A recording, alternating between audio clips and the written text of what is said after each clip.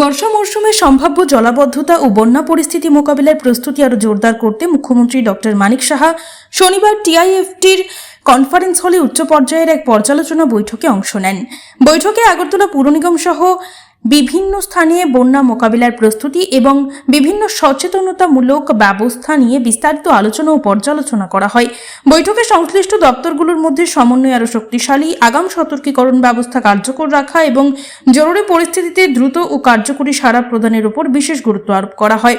মুখ্যমন্ত্রী বলেন, বর্ষাকালে নাগরিকদের জীবন ও সম্পদের রক্ষা করতে সম্ভাব্য যে কোনো পরিস্থিতি মোকাবিলায় প্রশাসনকে সর্বদা প্রস্তুত থাকতে এবং সংশ্লিষ্ট সংস্থার মাধ্যমে নিবিড় সমন্বয় বজায় রেখে কাজ করার নির্দেশ দেন তিনি।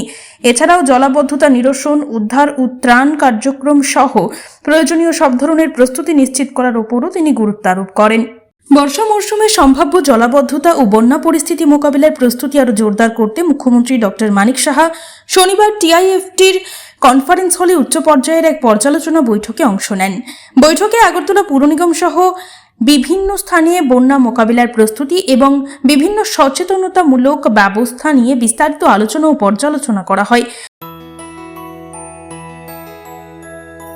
স্বাদে ভরা ঘিয়ের সুবাস লংতরায়, কি ভালো খেতে।